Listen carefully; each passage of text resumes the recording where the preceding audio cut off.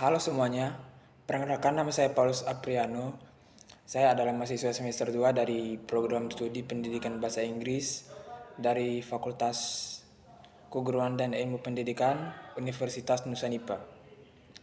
Pada kesempatan ini, saya akan menyampaikan tanggapan kritis terhadap sebuah jurnal ilmiah yang membahas topik pendidikan karakter di era digital. Identitas jurnal,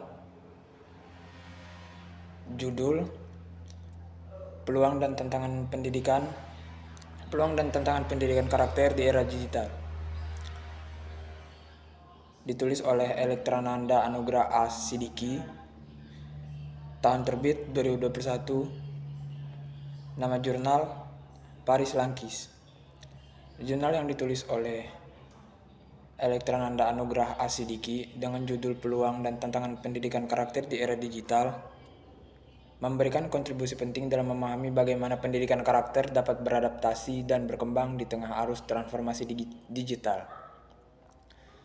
Dalam analisis kritis ini saya akan membahas 3 aspek utama: kekuatan jurnal, kelemahan jurnal, dan implikasi terhadap dunia pendidikan, terutama dalam konteks pendidikan bahasa Inggris.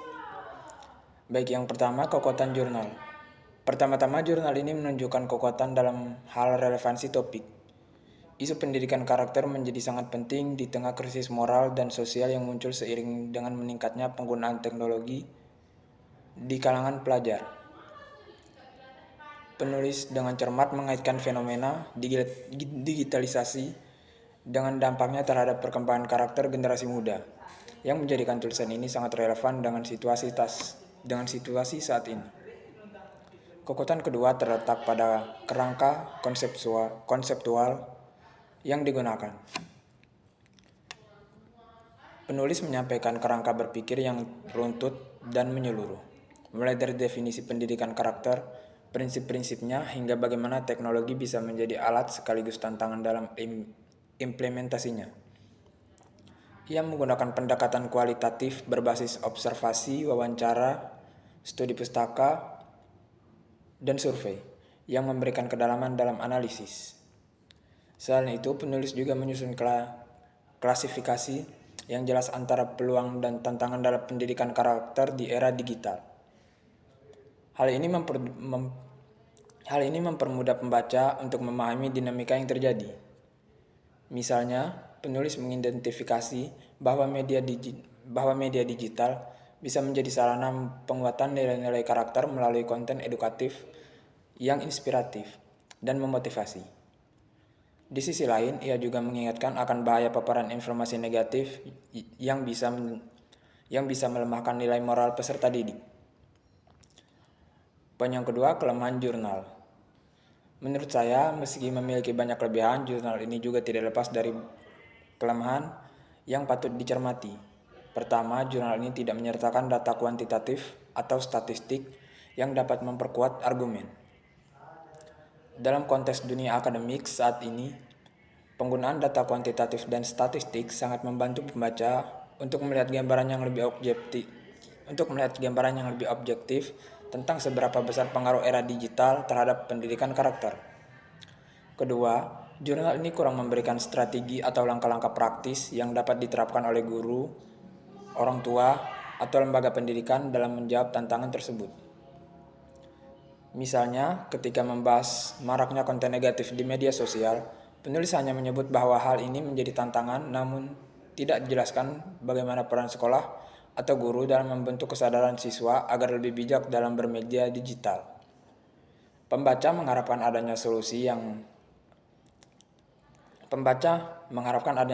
yang aplikatif, bukan hanya pemaparan masalah. Kekurangan yang ketiga, kurangnya penjelasan mendalam mengenai konteks partisipan dan lokasi penelitian menjadi kekurangan yang cukup mendasar. Kita tidak mengetahui apakah responden berasal dari sekolah di wilayah urban atau rural, dari jenjang pendidikan dasar atau menengah, dan latar belakang sosial ekonomi mereka. Padahal konteks ini penting untuk memahami sejauh mana temuan dalam jurnal dapat digeneralisasikan. Yang keempat, jurnal ini cenderung bersifat deskriptif daripada analitis. Beberapa pernyataan dan temuan dijabarkan tanpa ada pembahasan kritis yang mendalam. Sebagai contoh, dalam menjelaskan peluang media digital, penulis menyebutkan bahwa video edukatif dapat meningkatkan pemahaman karakter. Namun tidak dijelaskan bagaimana cara kerja atau mekanisme media tersebut dalam menginternalisasikan nilai karakter dalam diri siswa. Poin yang ketiga, implikasi terhadap pendidikan, khususnya pendidikan bahasa Inggris. Sebagai mahasiswa pendidikan bahasa Inggris, saya melihat bahwa jurnal ini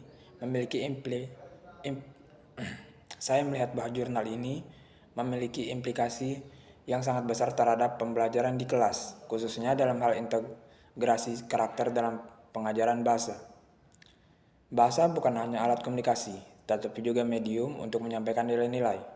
Guru bahasa Inggris dapat memanfaatkan teks sastra, cerita pendek, atau artikel aktual yang mengandung pesan moral untuk mendorong siswa untuk berpikir kritis, berdiskusi secara etis, dan memahami nilai-nilai universal seperti kejujuran, tanggung jawab, dan empati.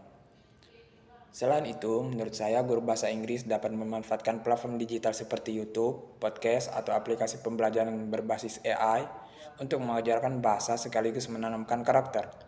Misalnya, melalui proyek video storytelling, siswa tidak hanya belajar kosakata dan struktur kalimat, tetapi juga nilai kerjasama, tanggung jawab, dan kreativitas. Namun, guru juga harus membekali diri dengan literasi digital agar mampu menyaring konten yang sesuai dan aman untuk dikonsumsi oleh siswa. Penting juga adanya pelatihan bagi guru tentang pendidikan karakter berbasis teknologi, sehingga mereka tidak hanya menjadi fasilitator pembelajaran, tetapi juga pembimbing moral yang adaptif terhadap zaman. Menurut saya, secara keseluruhan, jurnal ini cukup komprehensif dalam menggambarkan peta pendidikan karakter di era digital. Penulis berhasil menunjukkan bahwa teknologi bukanlah musuh, melainkan alat yang harus dikendalikan agar memberikan dampak positif bagi siswa dan juga bagi guru. Namun, jurnal ini membutuhkan penguatan dalam aspek data empiris, strategi implementasi, dan konteks partisipan agar hasilnya lebih aplikatif dan kuat secara akademik.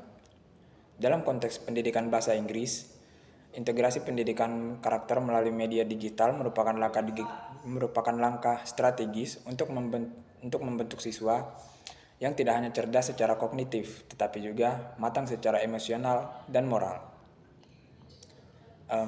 Baik, sekian review dan analisis kritis dari saya.